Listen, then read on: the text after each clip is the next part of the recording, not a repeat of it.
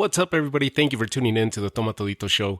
And we are sitting here a few days removed from what was another action-packed Saturday. Of course, the attention, the headlines, all the news coverage and the media coverage was going towards Canelo and the awesome performance that he had against Callum Smith, becoming a lineal champion at 168 pounds. And so the attention got driven there. Definitely the biggest fight, the biggest event taking place this past Saturday. But it wasn't the only action that took place on Saturday. And there was plenty more. The UFC held their final fight night of 2020, in which we saw the headlining event between Stephen Thompson and Geoff Neal, and it was stacked. That card was stacked from top to bottom. We also saw the return of German boxer Felix Sturm. We also saw Sergio Martinez come back and fight Jesse Koivula in his second fight in his comeback attempt. Now he had his first one back in August. And here he is against Jesse Koivula, who is not a big name, not a big threat in the division, but definitely a step up from Fandinho, who's the opponent that he had back in August. This was definitely a step up in competition. You saw Sergio Martinez definitely. After the fight, he immediately said on one of the interviews, I need rounds. I need more rounds. He ended up winning the fight. He beat Jesse Koivula by TKO stoppage.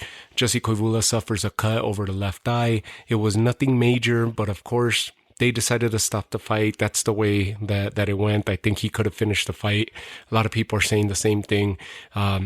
The fight looked like it could have continued, but I didn't see how Koivula could have beat Sergio Martinez by way of the scorecards either. And the pace in which the fight was going, the momentum was definitely on the side of Sergio Martinez. The fight was being made by Sergio Martinez as he was constantly pushing forward, and the action was definitely being. It was more one-sided, right, on the Sergio Martinez side. So good comeback fight for him. By the same token, we have Felix Sturm, who had a 10-round fight against an up-and-coming fighter, Timo Rost. Timo Rost had not fought anybody of substance. He stood had an undefeated record, 10-0 with 2 draws. Hadn't really faced any solid opposition. Maybe solid for him as he's up and coming, but nobody of substance yet. No major challenge. This being the first one and at least the first big name. And of course, Felix Sturm, with the experience that he had, he definitely looked a little slow. He's of course coming back after. All his legal troubles that he had, right? He had the tax fraud and allegations of doping, and had some prison time there. Now he's coming back. Nonetheless, he looked like he's in great shape. He's a little bit slower, obviously.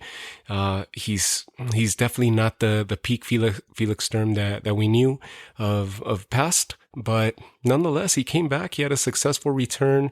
He picked the right opponent, and hopefully he starts stepping up the competition. If this is going to be a legit return, whether it's for money, whether it's strictly a financial move that he's returning, obviously because of all the recent legal troubles that he's gone through here in the past year, 2 years, or whether it's an actual attempt at solidifying and continuing to build and close out his resume and his career with a good name and in good standing. Good for him. I mean, he looks like he's in shape. He came in on shape.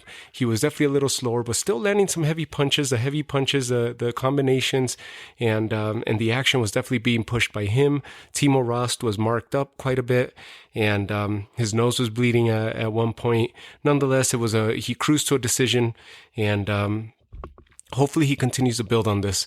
We'll see. We'll keep an eye on Felix Sturm. Let's see how serious of a comeback this is. But nonetheless, he was successful in his return. Sergio Martinez, again, successful. It looks like Sergio Martinez is a little bit more serious. He looks a little bit more intense in the way he's fighting, but he's definitely a shadow of himself. He's definitely not the fighter in his peak in the late 2000s and the early 2010s that we were seeing when he was middleweight champ. This is not the same Sergio Martinez that fought Kelly Pavlik. This is not the same Sergio Martinez that fought Paul Williams, but this is more so a Sergio Martinez that fought Martin Murray and a Sergio Martinez that fought Miguel Cotto.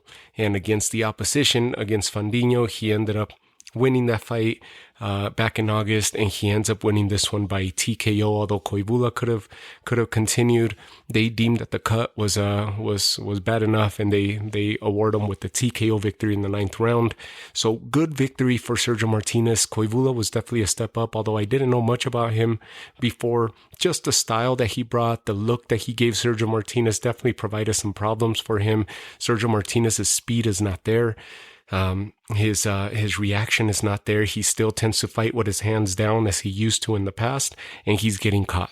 And Koivula is not the fastest of fighters, but he was catching. He was putting hands on Martinez.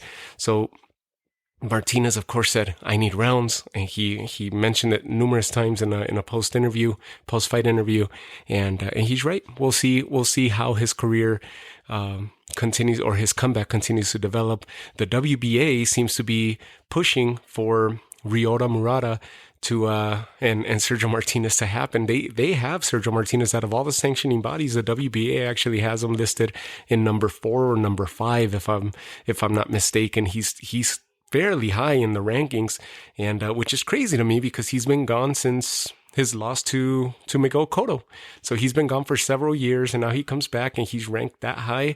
To me, it seems like the sanctioning body is either trying to get a name to represent their sanctioning or their organization with that belt, or trying to get a name on Ryota Murata's resume so they could get him a bigger fight and a bigger money fight against a bigger opponent. Ryota Murata is a solid fighter, and I think he'd be a little too much for Sergio Martinez at this stage. But Sergio Martinez in a fight or two fights, listen, if his style of fight right now, his style, his hands, his reaction, his timing is a little bit off. But Ryota Murata he's a solid fighter, and he's holding a title there with the WBA, but he's not the top echelon. He's not a Charlo. He's not a Golovkin. He's not an Andrade.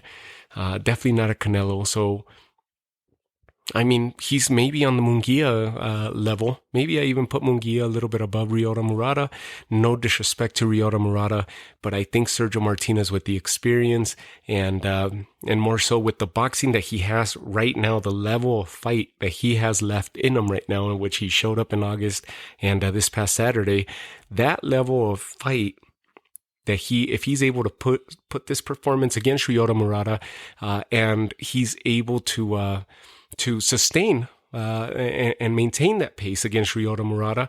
Yes, Murata hits a lot harder. His speed's a lot better than obviously these last two opponents, but the heart and the chin of Martinez would carry him through it, especially the heart. His heart alone would carry him through the Ryota Murata fight. That would be a perfect opponent for him. Nonetheless, I think they're ranking him a little bit too high. Give him another 2 fights, maybe 2 to 3 fights to see, engage where Sergio Martinez is actually at before you place him against a Ryota Murata just as bait or as chum for the shark, right? The shark infested water. That would be the shark being Ryota Murata.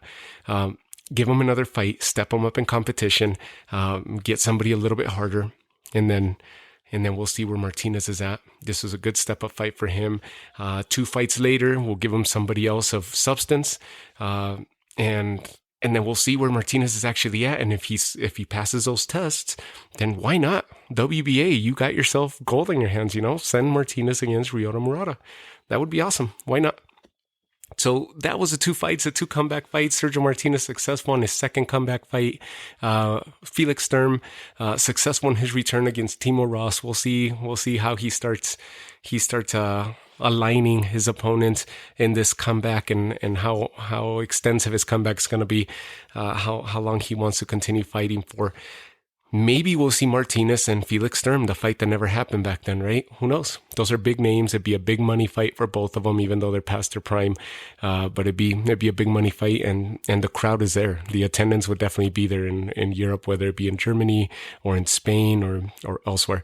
Somewhere in Europe, both of these fighters could pull an audience, and that would be a big money fight for them. Of course, granted that we get back to filling up stadiums, right?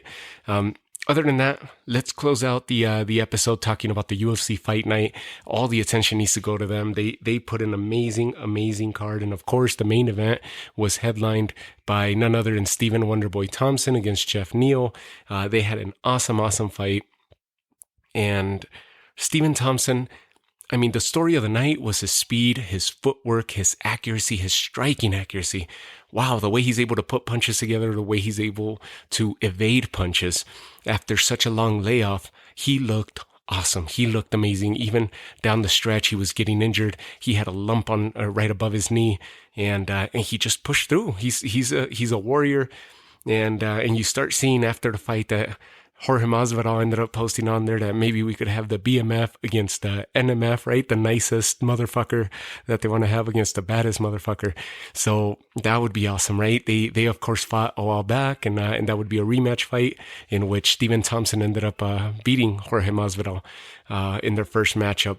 Of course, there's plenty of fights out there for Stephen Wonderboy Thompson. If he keeps performing like this, the sky's the limit for him, and he's solid, right? He's just someone that you could count on. If you're the UFC, you could count on this guy to go out there and perform time in and time out. From there on, he ends up getting, I mean, you look at this fight, they end up getting performance of the night, and the card was stacked, right? As I was mentioning, the card is stacked from top to bottom. Wonderboy Thompson, Geoff Neal, they get the performance of the night awarded to him. Another fight that got awarded the performance of the night was Rob Font as he stops Marlon Moraes.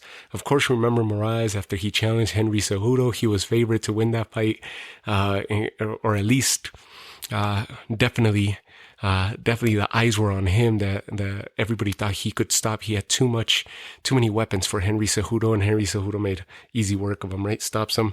Here goes Rob Font and stops him in the first round. Marcin Tybura ends up stopping Greg Hardy in the second round. So that was another performance of the night there. Michael Pereira, who was supposed initially to fight Anthony Pettis, for some reason, the fight ended up falling through. Michael Pereira ends up fighting Chaos Williams. He ends up beating him by decision in the third round. And this was all the main card. We did see Pettis on this card. And the story was also, Pettis had a bit of a storyline in this. Anthony Pettis went into this fight against Alex Morono. This was his last fight to complete his contract. He ends up winning. He beats Alex Morono. It was a tough fight. It was a barn burner of a fight. They went back and forth. They're both marked up, and at one point it looked like Anthony Pettis could have been stopped in that fight. Alex Morono was game. Nonetheless, it goes to decision.